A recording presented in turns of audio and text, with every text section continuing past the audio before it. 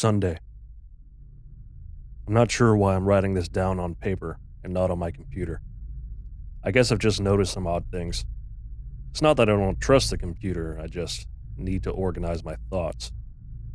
I need to get down all the details somewhere objective, somewhere I know that what I write can't be deleted or changed. Not that that's happened, it's just everything blurs together here, and the fog of memory lends a strange cast to things. I'm starting to feel cramped in this small apartment. Maybe that's the problem. I just had to go and choose the cheapest apartment, the only one in the basement. The lack of windows down here makes day and night seem to slip by seamlessly. I haven't been out in a few days because I've been working on this programming project so intensively. I suppose I just wanted to get it done. Hours of sitting and staring at a monitor can make anyone feel strange, I know, but I don't think that's it. I'm not sure when I first started to feel like something was odd. I can't even define what it is.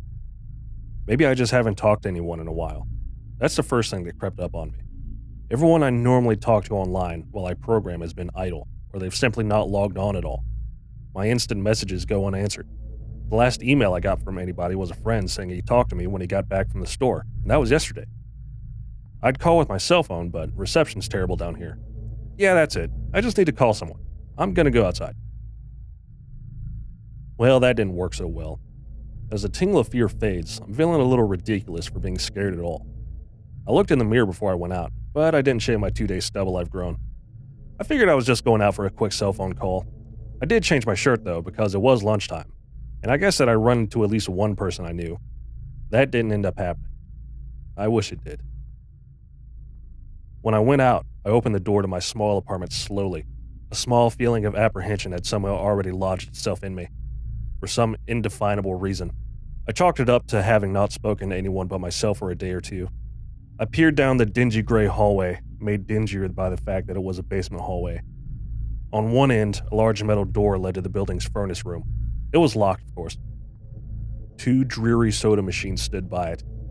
I bought a soda from one the first day I moved in, but it had a 2-year-old expiration date. I'm fairly sure nobody knows these machines are even down here, or my cheap landlady just doesn't care to get them restocked. I closed my door softly and walked the other direction, taking care not to make a sound. I have no idea why I chose to do that, but it was fun giving in to the strange impulse not to break the droning hum of the soda machines, at least for the moment. I got to the stairwell and took the stairs up to the building's front door. I looked through the heavy door's small square window and received quite the shock. It was definitely not lunchtime. City gloom hung over the dark street outside, and the traffic lights at the intersection in the distance blinked yellow. Dim clouds, purple and black from the glow of the city, hung overhead. Nothing moved, save the few sidewalk trees that shifted in the wind. I remember shivering, though I wasn't cold. Maybe it was the wind outside. I could vaguely hear it through the heavy metal door, and I knew it was that unique kind of late-night wind, the kind that was constant, cold, and quiet, save for the rhythmic music it made as it passed through countless unseen tree leaves. I decided not to go outside. Instead, I lifted my cell phone to the door's little window and checked the signal meter. The bars filled up the meter, and I smiled. Time to hear someone else's voice, I remember thinking, relieved. It was such a strange thing, to be afraid of nothing. I shook my head, laughed at myself silently. I hit speed dial for my best friend Amy's number, and held the phone up to my ear. It rang once, and then it stopped. Nothing happened. I listened to silence for a good 20 seconds, then hung up. I frowned and looked at the signal meter again, still full. I went to dial her number again, and then my phone rang in my hand, startling me. I put it up to my ear. "Hello?" I asked, immediately fighting down a small shock at hearing the first spoken voice in days, even if it was my own. I'd gotten used to the droning hum of the building's inner workings, my computer, and the soda machines in the hallway. There was no response to my greeting at first, but then, finally, a voice came. "Hey," said a clear male voice, obviously of college age like me. "Who's this?" "John?" I replied, confused. "Oh, sorry, wrong number," he replied, then hung up. I lowered the phone slowly and leaned against the thick brick wall of the stairwell. That was strange. I looked back at my received calls list, but the number was unfamiliar. Before I could think on it further, the phone rang loudly, shocking me yet again. This time, I looked at the caller before I answered. It was another unfamiliar number. This time, I held the phone up to my ear, but said nothing. I heard nothing but the general background noise of the phone. Then, a familiar voice broke my attention. "Sean?" was the single word in Amy's voice. I breathed a sigh of relief. "Oh, hey, it's you," I replied. "Who else would it be?" she responded. "Oh, the number. I'm at a party on 7th Street. My phone died just as you called me. This is someone else's phone, obviously." "Oh, okay," I said. "Where are you?" she asked. My eyes glanced over the drab whitewashed cylinder block walls and the heavy metal door with its small window.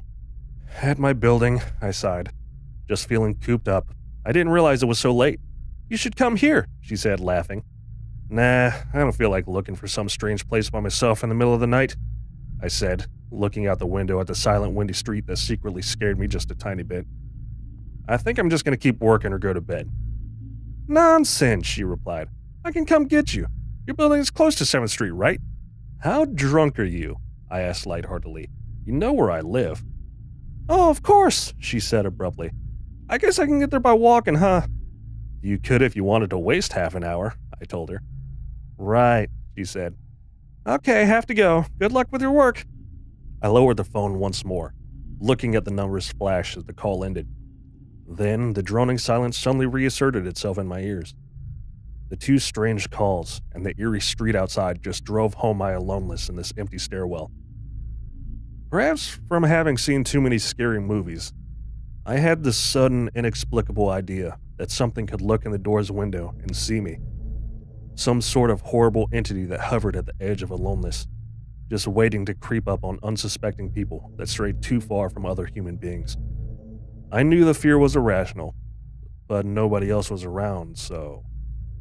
I jumped down the stairs, ran down the hallway into my room, and closed the door as swiftly as I could while staying silent. Like I said, feel a little ridiculous for being scared of nothing, and the fear's already faded. Writing this down helps a lot.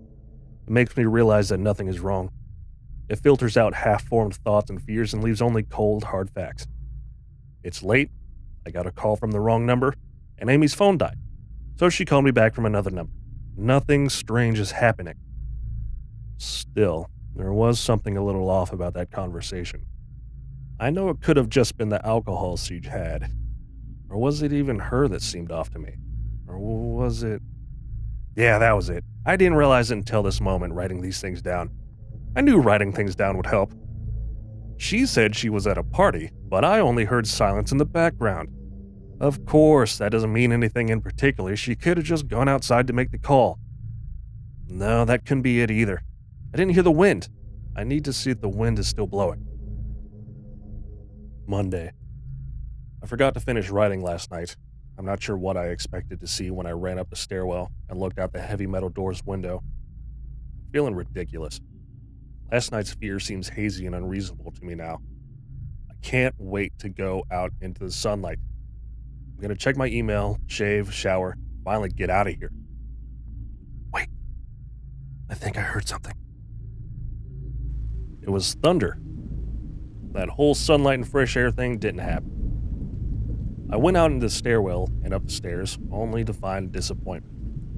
The heavy metal door's little window showed only flowing water as torrential rain slammed against it.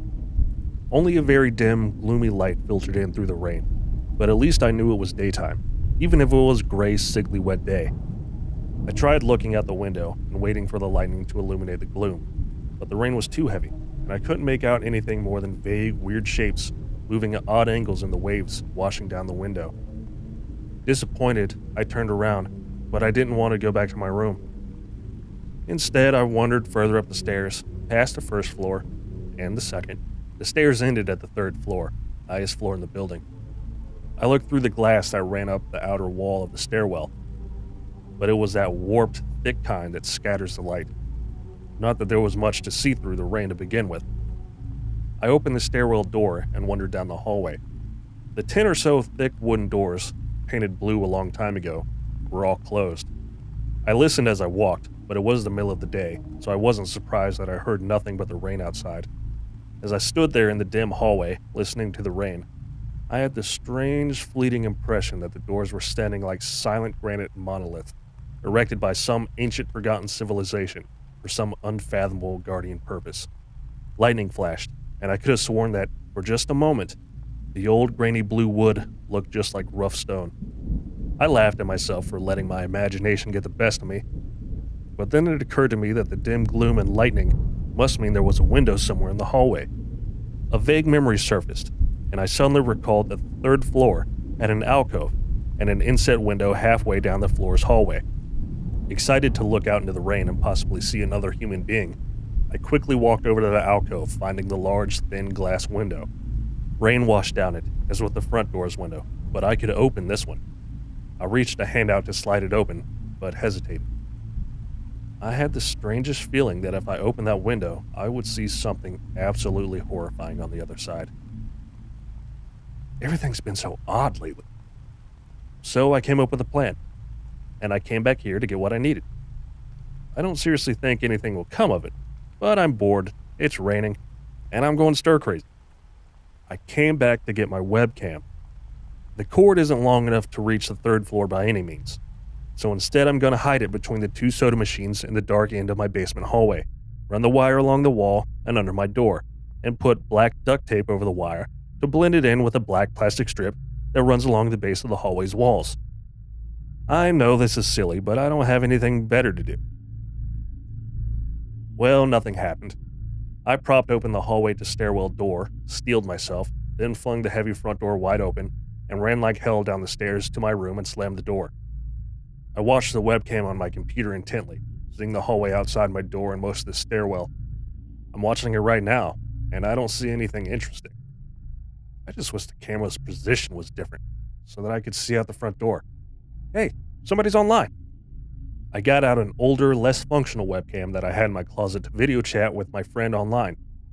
I couldn't really explain to him why I wanted to video chat, but it felt good to see another person's face. He couldn't talk very long, and we didn't talk about anything meaningful, but I felt much better. My strange fear has almost passed. I would feel completely better, but there was something odd about our conversation. I know that I've said that everything has seemed odd, but still, he was very vague in his responses. I can't recall one specific thing that he said. No particular name, place, or event. But he did ask for my email address to keep in touch. Oh wait, I just got an email. I'm about to go out. I just got an email from Amy that asked me to meet her for dinner at the place we usually go to. I do love pizza, and I've just been eating random food from my poorly stocked fridge for days, so I can't wait. Again, I feel ridiculous for the odd couple days that I've been having. I should destroy this journal when I get back. Oh, another email. Oh my god. I almost left the email and opened the door. I almost opened the door. But I read the email first. It was from a friend I hadn't heard from in a long time, and it was sent to a huge number of emails that must have been every person he had saved in his address list. It had no subject, and it said simply, "Seen with your own eyes, don't trust them, they." What the hell is that supposed to mean? The words shock me, and I keep going over and over them. Is it a desperate email just sent as something happened? The words are obviously cut off without finishing. On any other day, I would have dismissed this as spam from a computer virus or something, but the words, "Seen with your own eyes." I can't help but read over this journal and think back the last few days and realize that I've not seen another person with my own eyes, or talked to another person face to face. The webcam conversation with my friend was so strange, so vague, so eerie now that I think about it. Was it eerie? Or is the fear clouding my memory? My mind toys with the progression of events I've written here, pointing out that I have not been presented with one single fact that I did not specifically give out unsuspectingly. The random wrong number that got my name, and the subsequent strange return call from Amy, the friend that asked for my email address. I messaged him first when I saw him online, and then I got my first email a few minutes after that conversation. Oh my god, the phone call with Amy! I said over the phone, I said that I was within half an hour's walk of 7th Street. They know I'm near here. What are they trying to find me? Where is everyone else? Why haven't I seen or heard anyone else in days? No, this is crazy. This is absolutely crazy. I need to calm down. This madness needs to end. I don't know what to think. I ran about my apartment furiously, holding my cell phone up to every corner to see if it got signal through the heavy walls. Finally, in the tiny bathroom near one ceiling corner, I got a single bar. Holding my phone there, I sent a text message to every number in my list. Not wanting to betray anything about my unfounded fears, I simply sent, "You seen anyone face to face lately?" At that point, I just wanted any reply back. I didn't care what the reply was or if I embarrassed myself. I tried to call someone a few times, but I couldn't get my head up high enough, and if I brought my cell phone down even an inch, it lost signal. Then I remembered the computer and rushed over to it. Instant messaging everyone online. Most were idle or away from their computer. Nobody responded. My messages grew more frantic, and I started telling people where I was and to stop by in person for a host of barely passable reasons. I didn't care about anything by that point. I just needed to see another person. I also tore apart my apartment looking for something that I might have missed. Some way to contact another human being without opening the door. I know it's crazy. I know it's founded, but what if? What if? I just need to be sure. I taped the phone to the ceiling just in case. Tuesday. The phone rang. Exhausted from last night's rampage, I must have fallen asleep. I woke up to the phone ringing and ran into the bathroom, stood on the toilet, and flipped open the phone taped to the ceiling. It was Amy, and I feel so much better. She was really worried about me, and apparently had been trying to contact me since the last time I talked to her. She's coming over now, and yes, she knows where I am without me telling her. I feel so embarrassed. I'm definitely throwing this journal away before anyone sees it. I don't even know why I'm writing it in now. Maybe it's just because it's the only communication I've had at all since God knows when. I look like hell, too. I looked in the mirror before I came back in here. My eyes are sunken, my stubble is thicker, and I just look generally unhealthy. My apartment is trashed, but I'm not gonna clean it up. I think I need someone else to see what I've been through. These past few days have not been normal. I am not one to imagine things. I know I've been the victim of extreme probability. I probably missed seeing another person a dozen times. I just happened to go out when it was late at night or the middle of the day when everyone was gone. Everything's perfectly fine. I know this now. Plus, I found something in the closet last night that has helped me tremendously. A television. I set it up just before I wrote this, and it's on in the background. Television's always been an escape for me, and it reminds me that there's a world beyond these dingy brick walls. I'm glad Amy's the only one that responded to me after last night's frantic pestering of everyone I could contact. She's been my best friend for years. She doesn't know it, but I count the day that I met her among one of the few moments of true happiness in my life. I remember that warm summer day fondly. It seems a different reality from this dark, rainy, lonely place. I feel like I spent days sitting in that playground, much too old to play, just talking with her and hanging around, doing nothing at all. I still feel like I can go back to that moment sometimes. It reminds me that this damn place is not all that there is. Finally, a knock on the door. I thought it was odd that I couldn't see her through the camera I hid between the two soda machines. I figured that it was just bad positioning, like when I couldn't see out the front door. I should have known. I should have known. After the knock, I yelled through the door jokingly that I had a camera between the soda machines, because I was embarrassed myself that I had taken this paranoia so far. After I did that, I saw her image walk over to the camera and look down at it. She smiled and waved. "Hey," she said to the camera brightly, giving it a wry look. "It's weird, I know," I said into the mic attached to my computer. "I've had a weird few days." "Must have," she replied. "Open the door, John." I hesitated. How could I be sure? Hey, humor me a second here," I told her through the mic. "Tell me one thing about us. Just prove to me you're you." She gave the camera a weird look. All right," she said, slowly thinking. "We met randomly at a playground when we were both way too old to be there." I sighed deeply as reality returned and fear faded. God, I'd been so ridiculous. Of course it was Amy. That day wasn't anywhere in the world except in my memory. I'd never even mentioned it to anyone, not out of embarrassment, but out of strange secret nostalgia and a longing for those days to return. If there was some unknown force at work trying to trick me, as I feared, there was no way they could know about that day. "All right, I'll explain everything," I told her. "Be right there." I ran to my small bathroom and fixed my hair as best I could. I looked like hell, but she would understand. Snickering at my own unbelievable behavior and the mess I've made of the place, I walked to the door. I put my hand on the doorknob and gave the mess one last look. So ridiculous, I thought. My eyes traced over the half-eaten food lying on the ground, the overflowing trash bin, the bed I tipped to the side looking for God knows what. I almost turned to the door and opened it, but my eyes fell on one last thing. The old webcam. The one I used for the eerily vacant chat with my friend. Its silent black fear lay haphazardly tossed to the side, its lens pointed at the table where this journal lay. An overwhelming terror took me as I realized that if something could see through that camera, it would have seen what I just wrote about that day.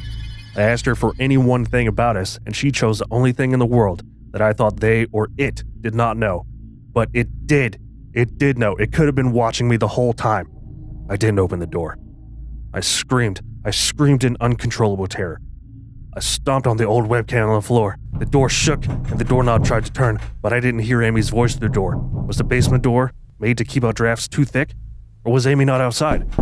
What could have been trying to get in, if not her? What the hell is it out there? I saw her on my computer through the camera outside. I heard her on the speakers through the camera outside, but was it real? How can I know? She's gone now. I screamed. I shouted for help. I piled up everything in my apartment against the front door. Friday. At least, I think it's Friday. I broke everything electronic. I smashed my computer to pieces. Every single thing on there could have been accessed by network access, or worse, altered. I'm a programmer, I know. Every little piece of information I gave out since this started, my name, my email, my location, none of it came back from the outside until I gave it out. I've been going over and over what I wrote. I've been pacing back and forth, alternating between stark terror and overpowering disbelief. Sometimes I'm absolutely certain some phantom entity is dead set on the simple goal of getting me to go outside. Back to the beginning, with a phone call from Amy, she was effectively asking me to open the door and go outside. I keep running through it in my head. One point of view says I've acted like a madman, and all of this is the extreme convergence of probability. Never going outside at the right times by pure luck. Never seeing another person by pure chance. Getting a random nonsense email from some computer virus at just the right time. The other point of view says that extreme convergence of probability is the only reason that whatever's out there hasn't gotten me already. I keep thinking I never opened the window on the third floor, I never opened the front door, until that incredibly stupid stunt with the hidden camera, after which I ran straight into my room and slammed the door. I haven't opened my own solid door since I flung open the front door of the building. Whatever's out there, if anything's out there, never made an appearance in the building before I opened the front door. Maybe the reason it wasn't in the building already was that it was elsewhere getting everyone else, and then it waited until I betrayed my existence by trying to call Amy.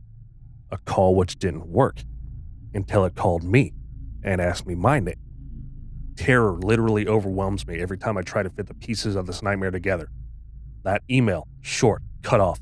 Was it from someone trying to get word out? Some friendly voice desperately trying to warn me before it came? Seen with my own eyes. Don't trust them. Exactly what I've been so suspicious of. It could have masterful control of all things electronic, practicing its insidious deception to trick me into coming outside. Why can't it get in? It knocked on the door. It must have some solid presence. The door. The image of those doors in the upper hallway as guardian monoliths flashes back in my mind every time I trace this path of thoughts. If there is some phantom entity trying to get me to go outside, maybe it can't get through doors. I keep thinking back over all the books I've read or movies I've seen, trying to generate some explanation for this.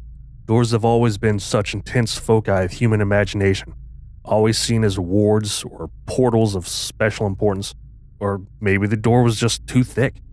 I know that I couldn't bash through any of the doors in this building, let alone the heavy basement ones. Aside from that, the real question is, why does it even want me? If it just wanted to kill me, it could do it in any number of ways, including just waiting until I starve to death. What if it doesn't want to kill me? What if it has some far more horrific fate in store for me? Oh God, what can I do to escape this nightmare? A knock on the door. I told the people on the other side of the door I need a minute to think, and then I'll come out. I'm really just writing this down so I can figure out what to do. At least this time I heard their voices. My paranoia, and yes, I recognize I'm being paranoid, has me thinking of all sorts of ways that their voices could be faked electronically. There could be nothing but speakers outside, simulating human voices. Did it really take them 3 days to come talk to me? Amy is supposedly out there, along with 2 policemen and a psychiatrist. Maybe it took them 3 days to think of what to say to me. The psychiatrist's claim could be pretty convincing, if I decided to think this has all been a crazy misunderstanding, and not some entity trying to trick me into opening the door. The psychiatrist had an older voice, authoritarian but still caring. I liked it. I'm desperate just to see someone with my own eyes. He said I have something called psychosis, and I'm just one of a nationwide epidemic of thousands of people having breakdowns, triggered by a suggestive email that got through somehow. I swear he said it got through somehow. I think he means spread throughout the country inexplicably, but I'm incredibly suspicious that the entity slipped up and revealed something. He said I am part of a wave of emergent behavior, that a lot of other people are having the same problem with the same fears, even though we've never communicated. That neatly explains the strange email about eyes that I got. I didn't get the original triggering email, I got a descendant of it. My friend could have broken down too and tried to warn everyone he knew against his paranoid fears. That's how the problem spreads, the psychiatrist claims. I could have spread it too, with my text and instant messaging online for everybody I know. One of those people might be having a meltdown right now, after being triggered by something I sent them, something they might interpret any way that they want, something like a text saying, "Seen anybody face to face lately?" The psychiatrist told me that he didn't want to lose another one, and that people like me are intelligent, and that's our downfall. We draw connections so well that we draw them even when they shouldn't be there. He said it's easy to get caught up in paranoia in our fast-paced world, a constantly changing place where more and more of our interaction is simulated. I have to give him one thing. It's a great explanation. It neatly explains everything. It perfectly explains everything, in fact. I have every reason to shake off this nightmarish fear that something, or consciousness, or being out there wants me to open the door so it can capture me for some horrible fate worse than death. It would be foolish after hearing that explanation to stay in here until I starve to death, just despite the entity that might have gotten everyone else. It would be foolish to think that after hearing that explanation. I might be one of the last people left alive on an empty world, hiding in my secure basement room, spiting some unthinkable deceptive entity just by refusing to be captured. It's a perfect explanation for every single strange thing that I've seen or heard, and I have every reason in the world to let all my fears go and open the door. That's exactly why I'm not going to. How can I be sure? How can I know what's real and what's deception? All of these damn things with their wires and their signals that originate from some unseen origin, they're not real. I can't be sure. Signals through a camera, faked video, deceptive phone calls, emails, even the television lying broken on the floor. How can I possibly know it's real? It's just signals, waves, light. The door.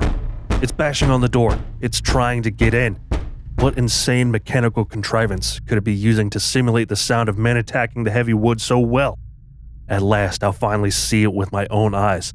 There's nothing left in here for it to deceive me with. I've ripped apart everything else. It can't deceive my eyes, can it? Seen with your own eyes. Don't trust them, Wait, was that desperate message telling me to trust my eyes? Or warning me about my eyes too? Oh my God, what's the difference between a camera and my eyes? They both turn light into electrical signals. They're the same. I can't be deceived. I have to be sure. I have to be sure. Date unknown. I calmly asked for a paper and a pen, day in and day out, until it finally gave them to me. Not that it matters. What am I gonna do? Poke my eyes out? The bandages feel like part of me now. The pain is gone. I figure this will be one of my last chances to write legibly, as, without my sight to correct mistakes, my hands will slowly forget the motions involved. This is sort of a self-indulgence, this writing. It's a relic of another time, because I'm certain everyone left in the world is dead, or something far worse. I sit against the padded wall day in and day out. The entity brings me food and water. It masks itself as a kind of nurse, as an unsympathetic doctor. I think it knows that my hearing has sharpened considerably now that I live in darkness. It fakes conversations in the hallways on the off chance that I might overhear. One of the nurses talks about having a baby soon. One of the doctors lost his wife in a car accident. None of it matters. None of it is real. None of it gets to me. Not like she does. That's the worst part. The part I almost can't handle. The thing comes to me, masquerading as Amy. Its recreation is perfect. It sounds exactly like Amy. Feels exactly like her. It even produces a reasonable facsimile of tears that it makes me feel on its lifelike cheeks. When it first dragged me here, it told me all the things I wanted to hear. It told me that she loved me, that she'd always loved me, that it didn't understand why I did this, that we could still have a life together if only I would stop insisting that I was being deceived. It wanted me to believe. No, it needed me to believe that she was real. I almost fell for it. I really did. I doubted myself for the longest time. In the end, though, it was all too perfect, too flawless, too real. The false Amy used to come every day, then every week, and finally stopped coming altogether. But I don't think the entity will give up. I think the waiting game is just another one of its gambits. I will resist it for the rest of my life if I have to. I don't know what happened to the rest of the world, but I do know that this thing needs me to fall for its deceptions. If it needs that, then maybe, just maybe, I am the thorn in its agenda. Maybe Amy's still alive out there somewhere, kept alive only by my will to resist the deceiver.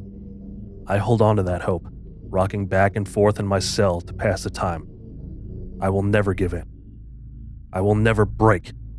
I am a hero. The doctor read the paper the patient had scribbled on. It was barely readable, written in the shaky script of one who could not see. He wanted to smile at the man's steadfast resolve, a reminder of the human will to survive. But he knew that the patient was completely delusional. After all, a sane man would have fallen for the deception long ago. The doctor wanted to smile. He wanted to whisper words of encouragement to the delusional man. He wanted to scream, but the nerve filaments wrapped around his head and into his eyes made him do otherwise. His body walked into the cell like a puppet and told the patient once more that he was wrong and that there was nobody trying to deceive him. This has been Psychosis, read by Nick for the channel Secondhand Gamers.